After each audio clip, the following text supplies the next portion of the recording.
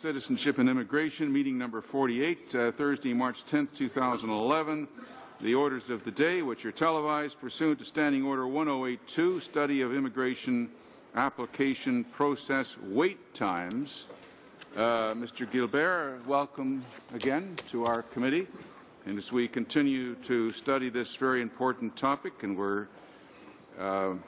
we have a couple of missions that you're going to introduce us to today from Moscow, where I understand it's 4:45 in the afternoon, and Kiev, where it's 2:45 in the afternoon, and we're, of course, hearing from them by video conference. So you may have some introductory remarks and perhaps could introduce your colleagues. Okay.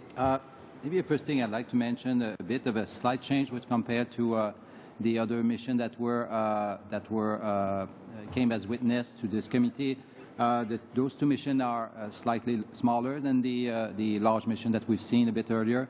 Another difference as well as number of applications, as contrary to what we've seen in others, has been going down since a number of years. So that's also a change with regards to the others. So I'd like to introduce you from Kiev, Mr. Tom Richter, who is the Immigration Program Manager, and Mrs. Kathleen Sigurdsson, who is the Immigration Program Manager in Moscow. Thank you, Mr. Gilbert. It's Ms. Sigurdsson, Mr. Richter. Can you hear us? Yes, we can. You can. Well, I'm going to ask each of you to make a brief presentation to the committee, and then the committee members will have questions of you. Ms. Sigurdsson, if you could speak first, and if you could speak up to 7 minutes. You don't have to speak 7 minutes, but if you could speak up to 7 minutes. Thank you very much. Okay. Good morning. Good morning to you. Thank you, Mr. Chairman. I would like to thank the committee for inviting me to speak. My name is Kathleen Sigurdsson, and I am the Immigration Program Manager in Moscow, Russia. I would like to provide a short overview of the program in Moscow, emphasizing topics which I believe are of most interest to the committee. The Moscow Visa Office is a full-service center serving a vast territory spanning 9 time zones and comprising 6 countries: Russia, Kazakhstan, Uzbekistan, Tajikistan, Kyrgyz Republic, and Armenia. Of these countries, Russia provides 2/3 of the office's permanent resident application intake and 86% of the temporary resident application volume. There are 8 Canada-based officers in Moscow, including 2 mission integrity officers employed by Canada Border Services Agency and 28 permanent locally engaged staff positions. Unlike many missions, there are no local decision makers in Moscow. 2010 brought with it numerous specific challenges and pressures. The Winter Olympics and G8, G20 in early 2010 placed increased demands on the temporary resident program. The fires and heat wave during the summer of 2010 resulted in the evacuation of most of the Canadian visa officers, though basic operations continued and the embassy remained open. All of these factors inevitably meant that in 2010, temporary resident processing often took priority over permanent resident files. Résident temporaire. Malgré le fait... Temporary residents. Despite the fact that Russia was seriously affected by the global economic crisis in 2009, Russians are more interested than ever in visiting Canada. The overall trend over the past 4 years has been a considerable increase in temporary resident visa applications. In total, the office processed temporary resident visa applications from 25,024 people in 2010 with an overall approval rate of 81%. This represents a 17% increase over 2009. Applications received in 2010 remained at the same level as 2009 with 1,518 applications. Temporary foreign workers. In 2010, Moscow received 473 applications for work permits. Intercompany transferee constitutes most of the applications for work permits in Moscow. I will now address the permanent resident program in Moscow, which I understand to be the main area of interest for Standing Committee. Fraud and misrepresentation are problems in most immigration application streams. Of the 200 immigrant refusals in 2010, approximately 5% resulted in a report for misrepresentation. This is often due to fraudulent education or employment documents. Travailleurs qualifiés. Skilled workers. 2010 saw a considerable reduction in the intake of both federal and Quebec economic applications. Application intake under federal skilled workers and business categories was nearly half that of 2009. That is likely a direct result of Bill C-50 and is also likely related to the recent economic recovery in Russia. Moscow does not have an inventory of skilled worker applications received before November 2008, that is pre-Bill C-50 cases. With respect to investors, there are the approval rate, for federal skilled workers and business cases in 2010 was 75%, slightly less than 2009. For Quebec skilled worker and business cases, it was more or less unchanged at 96%. There are 81 federal investor cases in process and 31 active investor cases selected by Quebec.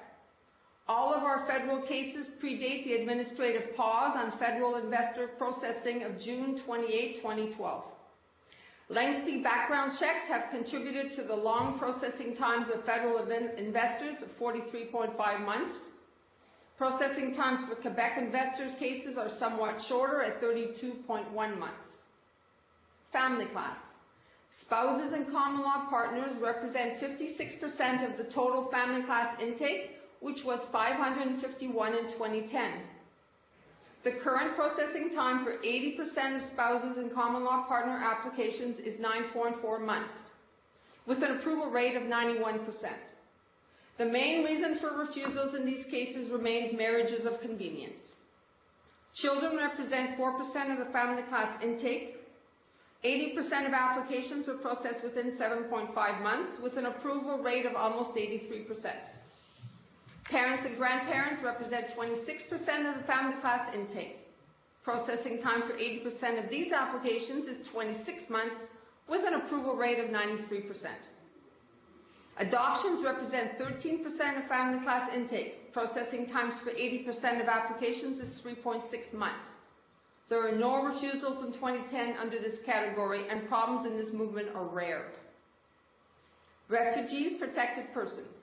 Visas issued to refugees nearly doubled in 2010, primarily as a result of the resumption of regular referrals from the United Nations High Commissioner for Refugees in the second half of 2009, and several interview trips conducted in former Soviet republics of Central Asia in both 2009 and 2010. This has led to a moderate growth of an inventory of government-assisted refugees and privately sponsored refugee cases, allowing for better refugee target management. Processing times for most refugees were also reduced significantly in 2010. Security and war crimes concerns are not infrequent in Moscow's refugee caseload, and lengthy background checks continue to create a challenge for managing targets. Initiative de service à la clientèle. Client service initiatives. There is a strong perception among hosts, partners, and the business community that Moscow's processing times for temporary residents are too long and the application process is burdensome. In the past 6 months, numerous improvements to client service have been made for high-profile business and other urgent cases. Mr. Chairman, I wish to assure you that we are committed to providing excellent and timely client service for applicants in all categories, while upholding our obligation to protect the health and safety of Canadians. In addition to considering the feasibility of streamlining certain aspects of our upfront immigration screening process, we have planned various quality assurance activities for the immigration program in 2011. I would be happy to answer any questions you may have. Merci, Monsieur le Président. Thank you. Mr. Rector? Thank You're you, there, Mr. sir? Chairman. Yes? I want to thank You can proceed, sir. Thank you, Mr. Chairman. I want to thank the committee for inviting me to speak. My name is Thomas Richter, and I am the Immigration Program Manager in Kyiv. I would like to provide a short overview of the program in Kyiv, emphasizing topics which I believe would be of most interest to the committee. The visa section in Kyiv is a full-service office with 13 staff serving clients residing in Ukraine. Applicants for temporary resident visas from Moldova and Belarus also travel to Kyiv to apply, as no visas are required to enter Ukraine. While I know that the committee is focusing on wait times for economic and family class applications, I would like to talk briefly about our temporary resident program, as it is a major part of our program delivery. Temporary residence. In 2010, Kyiv processed over 8,000 temporary resident visa applications, which represented an increase in applications from 2009, when 7,650 were processed. The acceptance rate is 79% and has remained constant. Family visits represent roughly 70% of our caseload, while business-related and official travel is approximately 25%, and only 5% of applications tend to be purely for tourism purposes. Students. Students destined to English as a second language programs, especially those offering paid work as part of the curriculum, feature significantly in this movement. Given the higher levels of fraud encountered with this movement, extra focus is placed upon document verification, which requires more time and resources on our part. The result of this fraud is a high refusal rate among these applicants. In 2010, Kyiv finalized 528 study permit applications with an acceptance rate of 65%. In 2009, Kyiv finalized 588 study permit applications with a similar acceptance rate. Temporary foreign workers. In 2010, Kyiv processed work permit applications for 800 persons, including 2 major agricultural projects involving 175 applicants. Given the global economic recession, fewer provincial nominee applications were received when compared with previous years. I will now talk about Kyiv's permanent resident program. Immigration has been a long-standing fact of life for many Ukrainians. The search for better economic possibilities, escape from repression, and family reunification have all been salient factors.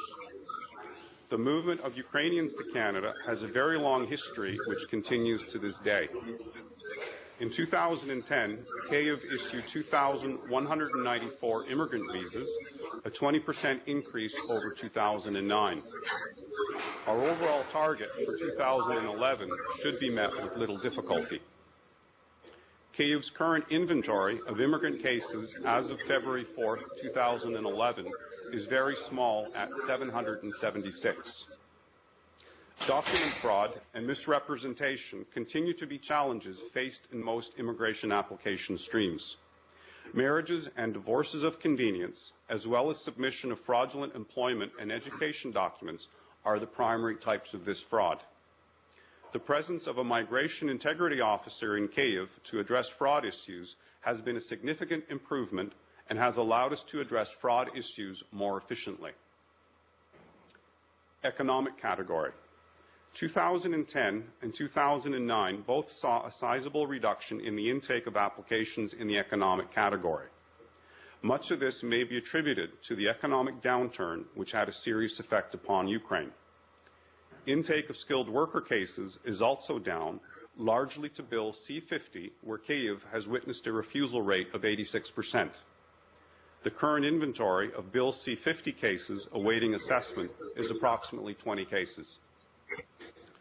The approval rate for all economic category cases in 2010 was 62%, virtually unchanged from 2009.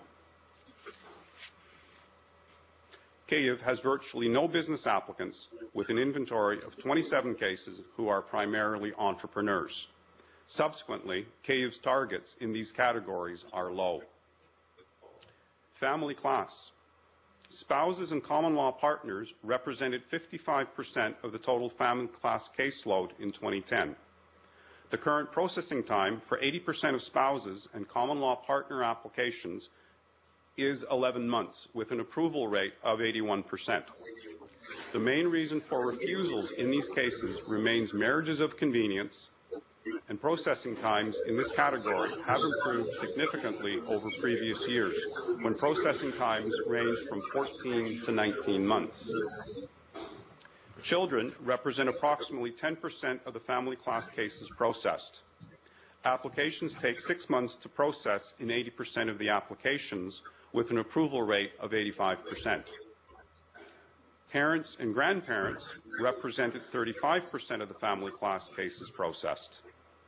Processing time for 80% of applications is 27 months, with an approval rate of 86%. Delays in processing of parent and grandparent applications are usually attributed to a high proportion of medical furtherances or delays in receiving documents. In 2010, Kyiv slightly exceeded its target for family class applicants. Targets for sponsored parents and grandparents are managed globally. Client service initiatives. With the introduction of the global case management system in November 2010 and a projected move to a new interim chancery, a change to our client service model was needed. Kyiv moved to a drop-off system with optional prepaid courier delivery service within Ukraine for a low fixed fee. An increasing proportion of our clientele now use mail-in services and courier services to avoid the burden of traveling to and from Kyiv and queuing up to submit applications. Positive comments, especially from elderly applicants living far away, have more than justified this client service initiative. As well, internal reorganization in the immigration program in Kyiv has resulted in faster permanent resident processing times, particularly for spouses and children. Thank you, Mr. Chairman. Thank you, Mr. Richter. And I thank both of you for your presentations to the committee. Each caucus will have up to 7 minutes for questions and answers. And we're going to start with Mr. Jevzneski from the Liberal caucus. Thank you, Chair. My question is to Mr. Richter. Good afternoon. It's afternoon there. Good afternoon, Mr. Richter. Processing times and numbers are directly impacted by staffing levels at immigration sections. That's why on March 4th of 2009, in referring to the immigration staffing levels in Kyiv, I asked Minister Kenny about Conservative government staffing cuts in Kyiv. Unfortunately, he didn't answer the question, instead stated that under Conservative government, immigration levels have increased from Ukraine, and we'll deal with the accuracy or inaccuracy of that particular statement. However, soon afterwards, there was a press release that he put out under the title, MP Misleads Ukrainian Canadians About Immigration from Ukraine, the Facts, and this is a direct quote from there. He says, since mid-2006, there have been no reductions in staffing in the visa section of the Canadian Embassy in Ukraine. Are you aware of any staffing cuts in the immigration section at the Embassy in Kyiv in 2006? I believe there was a reduction of 1 decision maker and 2 support staff in 2006. Thank you, and that, in fact, is what I found out on March 9th in from the Library of Parliament, the CIC, the Citizenship and Immigration Department, wrote a response and said there were a total of 14 working staff in the visa section at the beginning of 2005 and 2006. In the summer of 2006, one Canada-based visa officer position, 2 locally engaged staff positions were redeployed to other missions, leaving a total of 11 staff. So the question then to Mr. Gilbert, Mr. Richter, your department has stated that in fact there was a staffing cut. It was approximately 30% of the staff were cut. Did the minister not know when he put out this press release claiming that I was misleading when I was talking about these staffing cuts?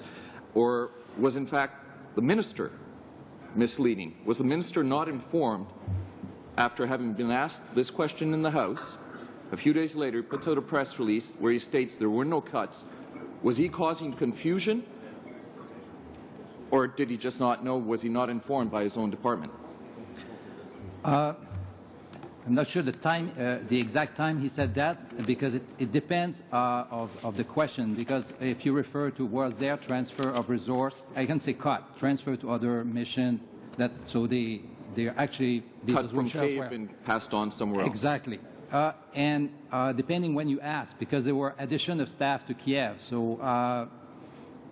So right now, if I can say, right now we have 13 staff in Kiev, which my is question 2 more was, than that. No, Mr. No, but my question... No, Mr. Chesnesky, you've asked him a question. He's trying to answer it. Go ahead, sir. Currently, we have 2 staff more than in 2006. So if I just look at that, I can't say we have cut that much, 30%. We did not cut 30%. If I look at historically, we had 14 staff before 2006. Now we have 13. We have 1 fewer person. We had 48% drop in application. So, if we had done it with regards to application receipt, yes, there would be a much deeper cut, and that's certainly unfair for other. So my question had been whether the minister had been misinformed by the department as to 2006, the cuts that took place, or was he in fact misleading when he said that there were no cuts in 2006?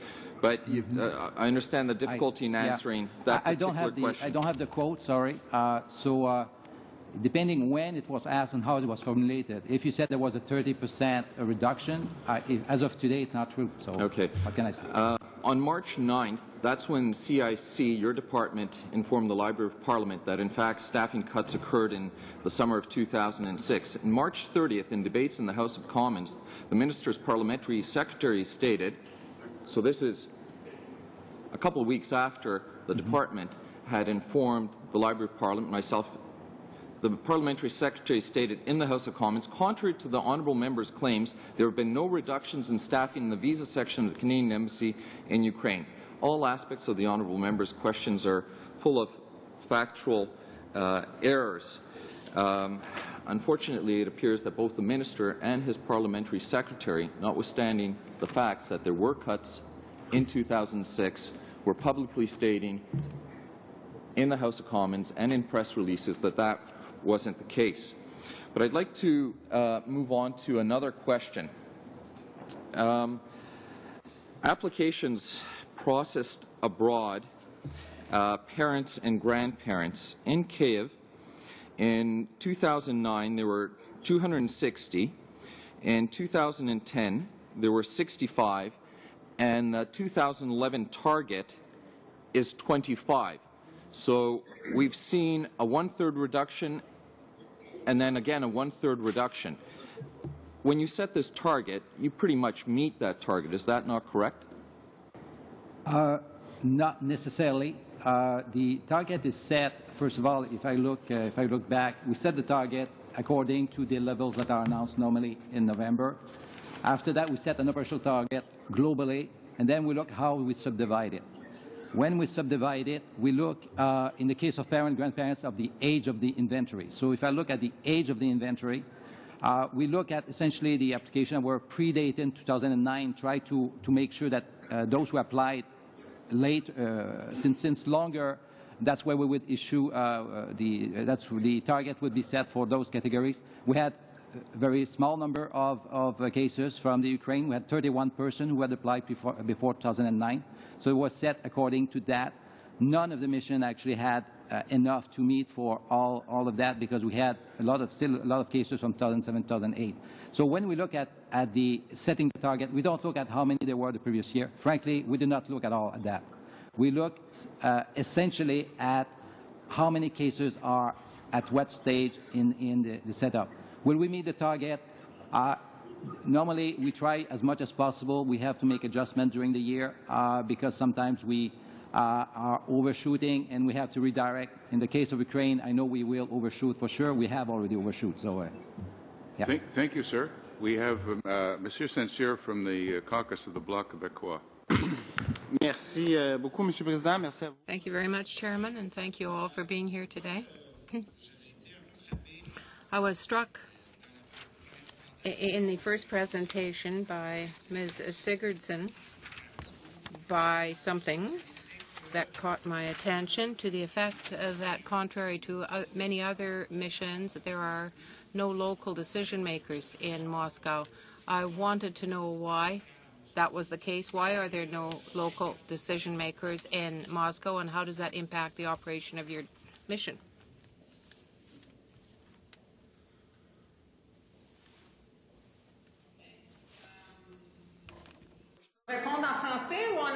Do you want me to answer in English or French? In French.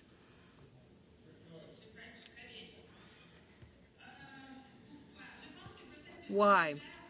Well, I think Mr. Gilbert would perhaps be better placed to answer that question. I intend to ask him that. I ask him that almost every time, but I wanted to know what the impact would be on the operation of your mission.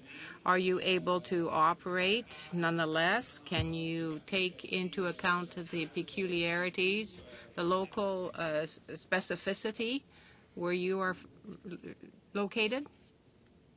What's the impact? Yes. We have a rather large staff here, and they all have rather senior positions. They're very well informed, they're well trained, and they deal with the files at a rather high level. So with respect to concrete suggestions, they have a very good knowledge of their country, and they can contribute in that way. These are people who are well trained and who know the territory very well. Mr. Gilbert, can you tell me why there are no local decision makers in Russia? Moscow is not the only mission in that circumstance. In fact, there aren't many local decision makers. It doesn't have an enormous impact. We do it appropriate to the number of decisions that are made in the course of the year. With respect to a locality, the person has to have a certain degree of experience, has to come here for a 6-week course, and has to be observed for a certain period of time, and observes as well for a certain period of time. In Moscow, we have nobody in that situation. In some countries, there just aren't. There just isn't the confidence that pressure might not be exercised on persons in terms of local deciders, decision makers.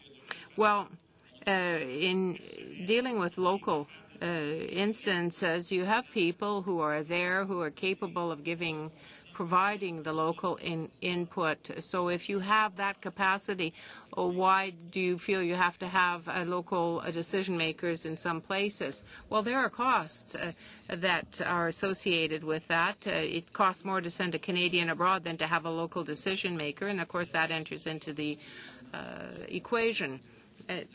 The local decision maker can be there for quite a number of years and therefore have a sense of the history of the area. But a Canadian might only be there for, say, 2 or 3 months even.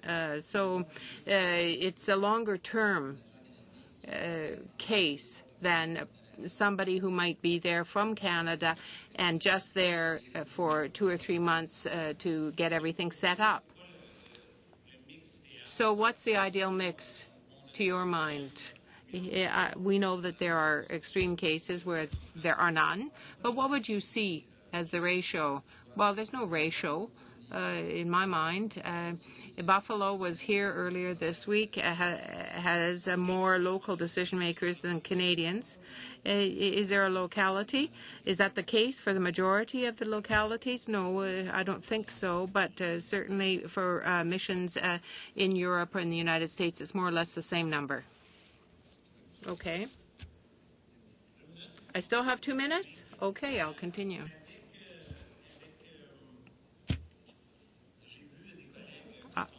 I've seen when colleagues, when there was mention made of the rate of acceptance of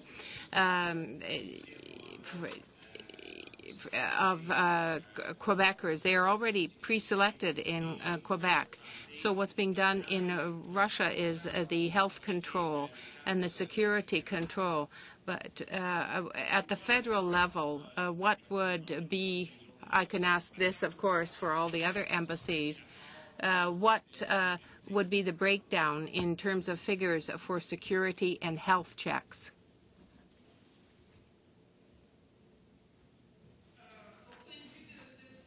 Are you talking from the perspective of time or what?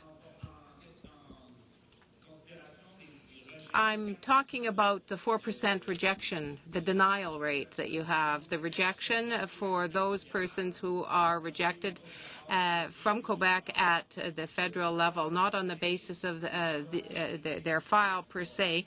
Normally, the denial is based on security or health reasons. I'd like to know the breakdown for health. How many for health? How many for security?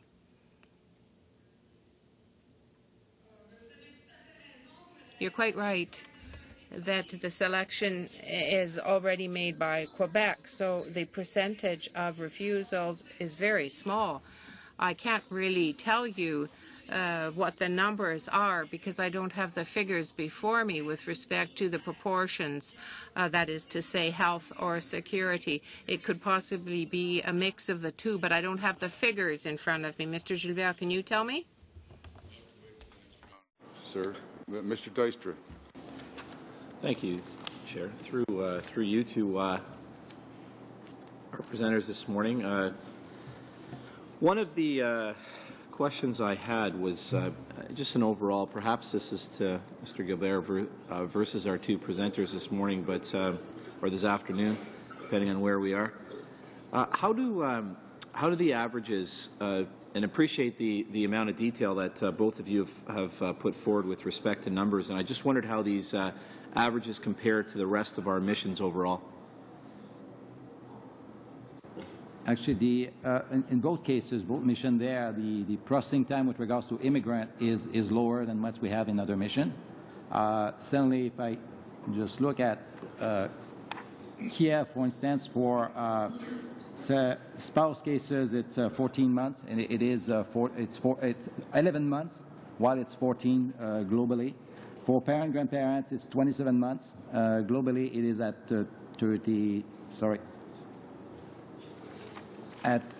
32. So it is in those two missions, the processing time are lower than what we have globally.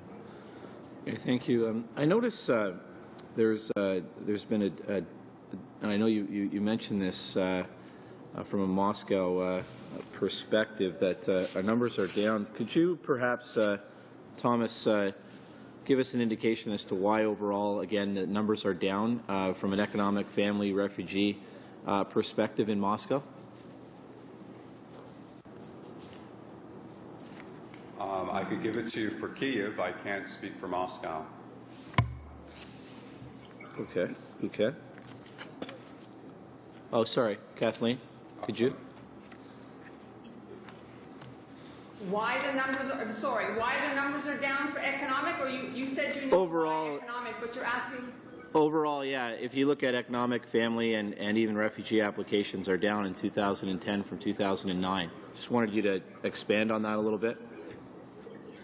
Yeah, it's only a guess, of course, but the recession in 2009 did hit Moscow, did hit Russia quite a lot. But if you look at the GDP for last year, it went up 4%. So Russia is doing very well. Not all regions of Russia, but a lot of the applications we do get from the bigger cities, and the financial situation is, people are doing quite well here, so they don't necessarily have as much of a push factor to leave and to immigrate.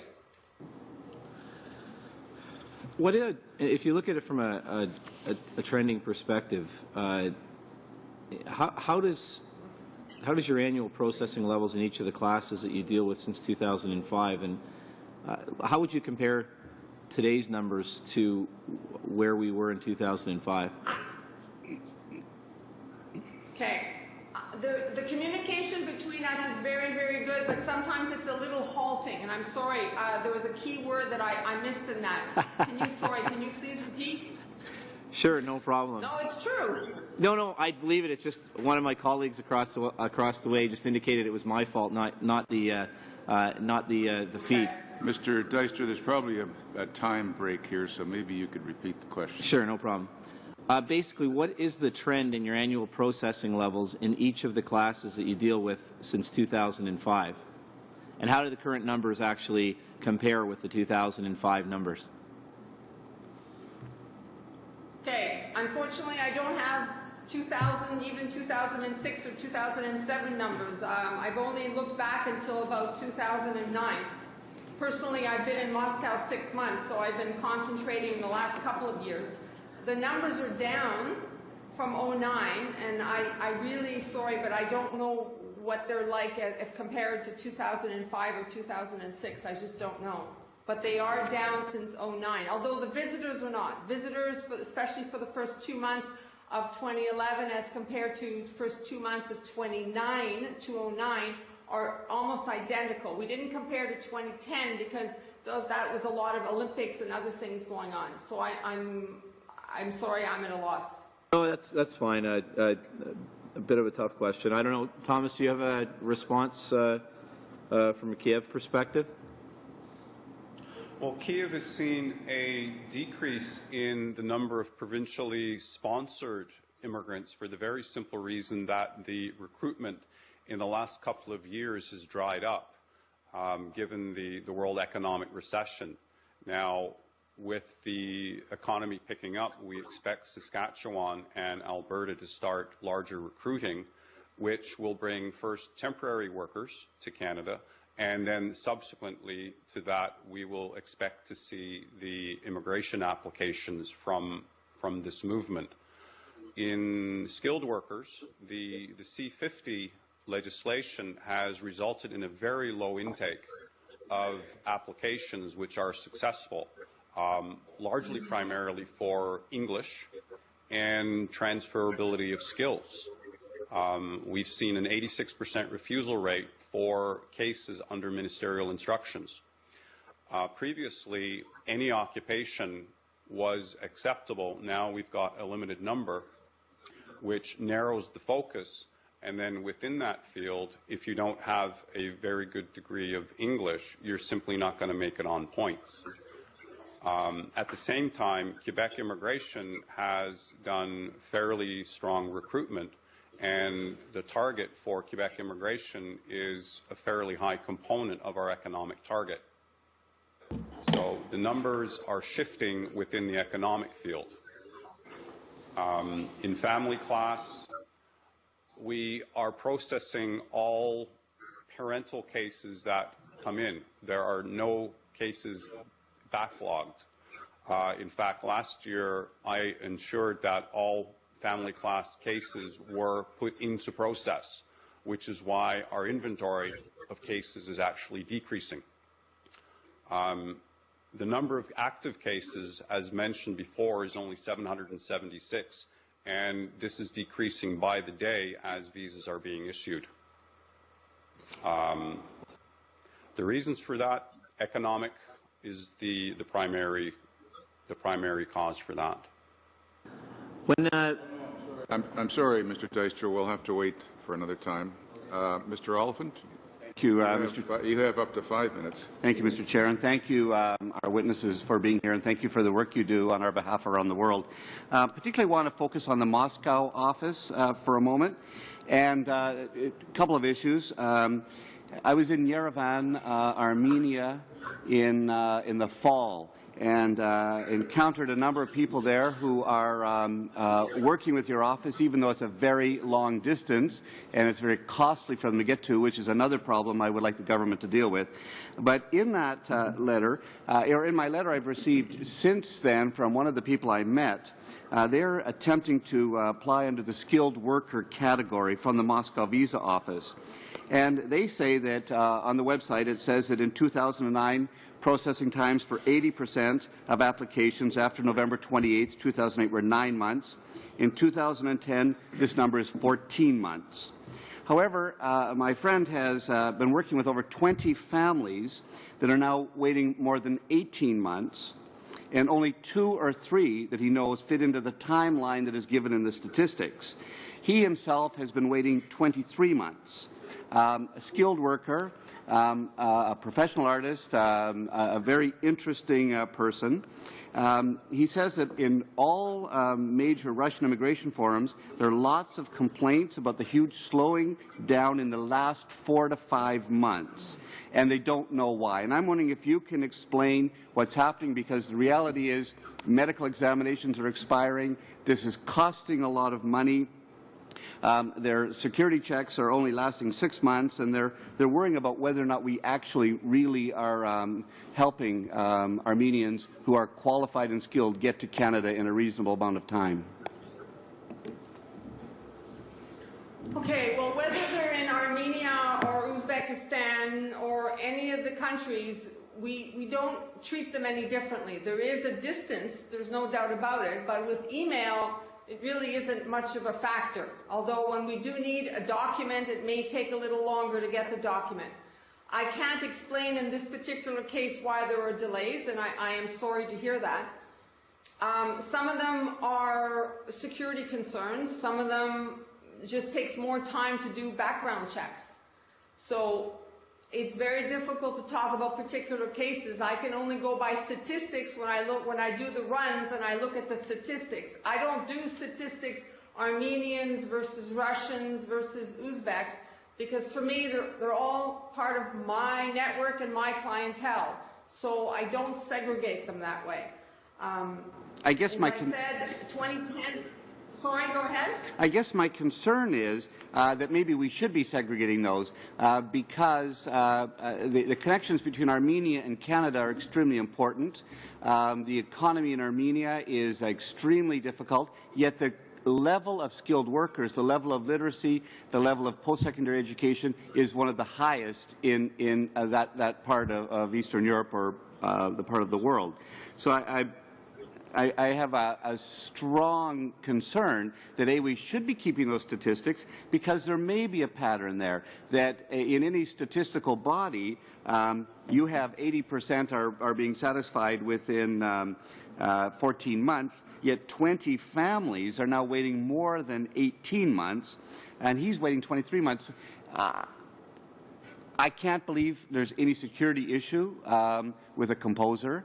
I don't know. It seems to me that there's something funny, there's something problematic in the way we are helping Armenians who wish to come under that category to Canada. Well, we do expedited processing, of course, for certain cases, for instance, family reunification. So that's one way we do triaging. But when it comes to processing as skilled workers, it's based on first come, first served, and then as fast as we can get the documents that we need and make the decision. So we're more than happy to finalize cases as soon as we can. And we certainly don't segregate Armenians from any other clientele and make them wait longer or for any reason. We just don't. They're organized in such a way of when did they come in, when did we ask for documents, what's missing, what are we waiting for.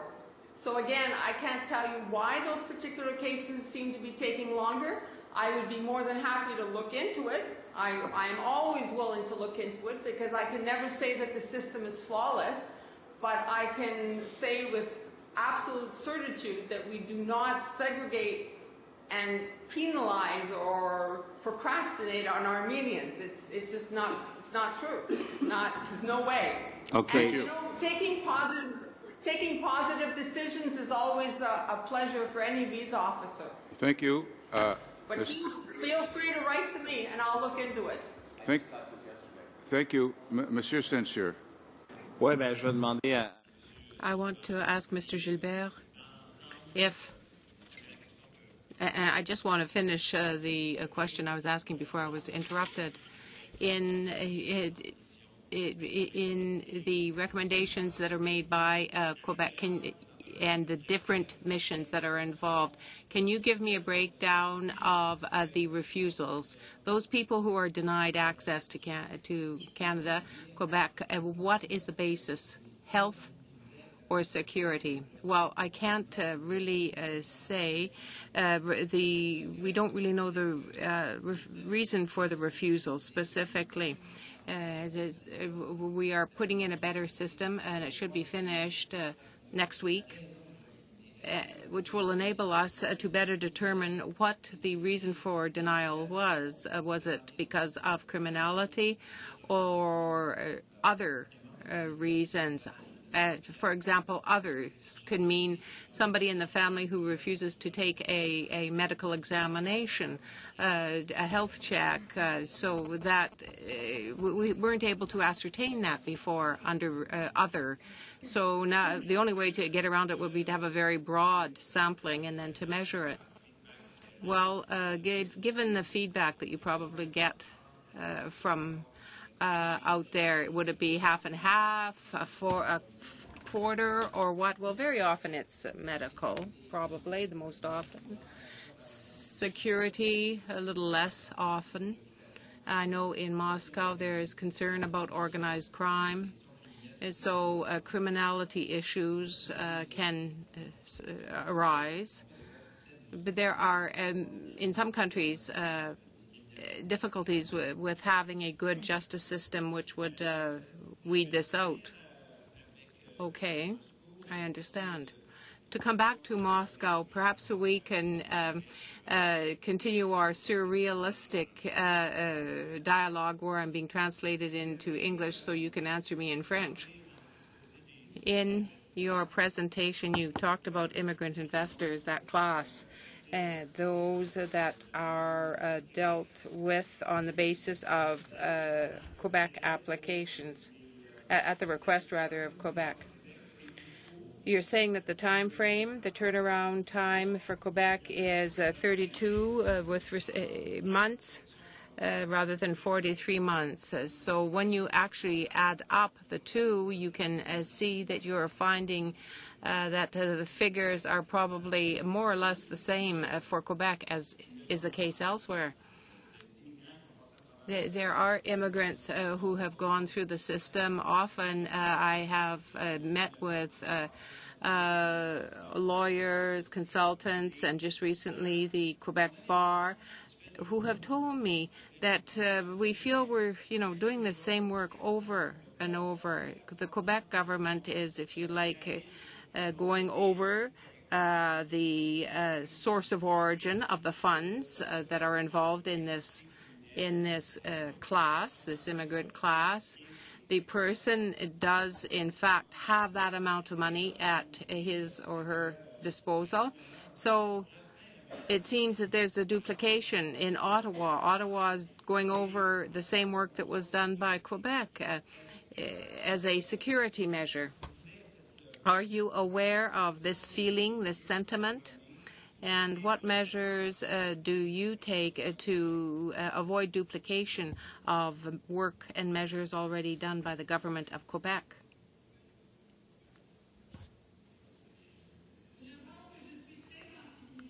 I have worked in Paris for 4 years, I certainly understand the work that is relating to Quebec.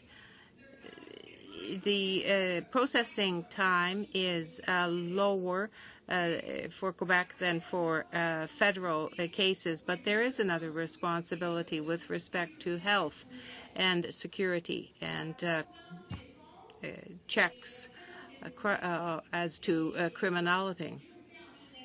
The security falls under our purview, and we have to deal with it. We have to go over those documents to make the decisions that involve the security dimension. We will not, duplicate the selection. That's not anything that we would be interested in doing. We know where the funds are coming from, but we are interested in the security issue. To 5 minutes, sir.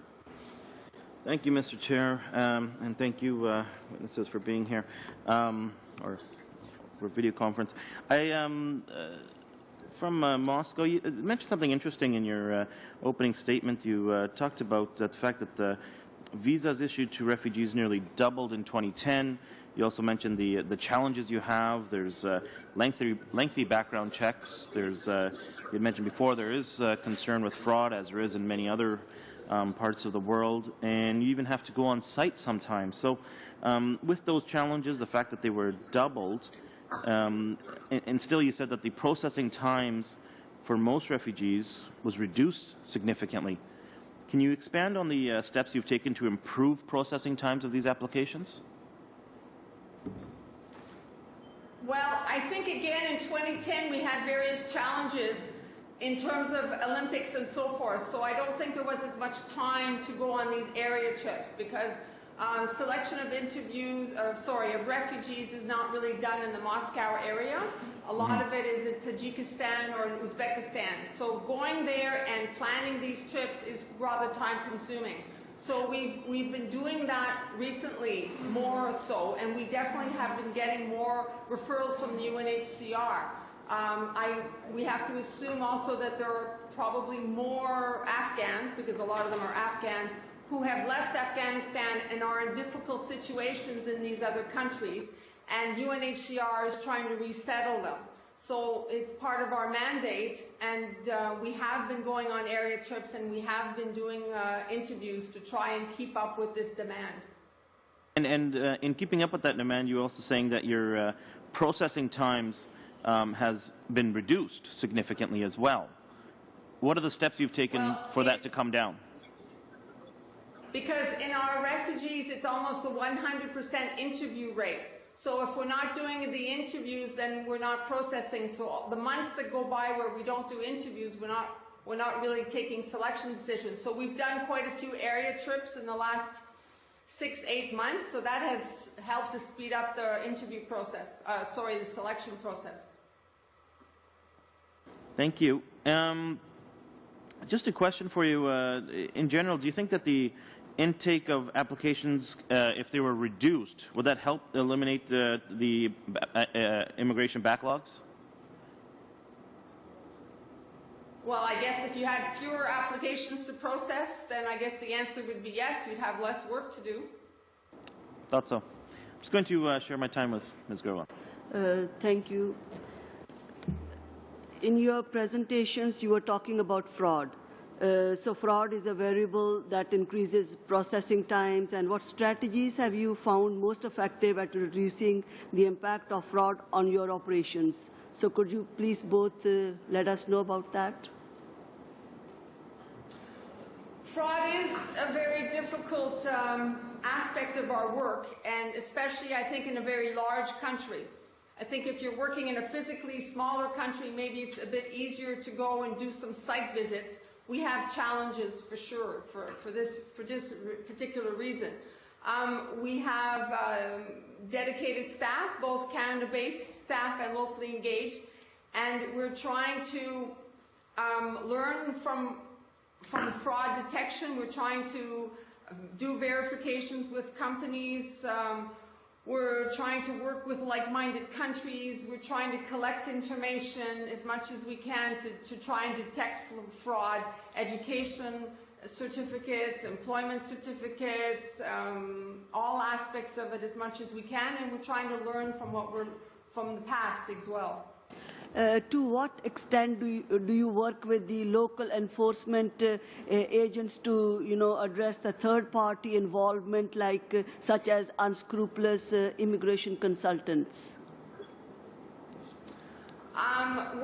You mean working with the Russian officials? Yes. To be honest, we don't do a lot of work with Russian officials on this type of issue. I think that would be rather challenging, because we want to be very careful with the sharing of personal and private information, so we're very careful with that aspect of it as well. And I think a lot of our clientele have founded or unfounded insecurities perhaps with the local officials. So we want to be very careful with what we're sharing. And how much impact does corruption have on processing times? It definitely has an impact, and we have no real way of knowing how much we're actually detecting.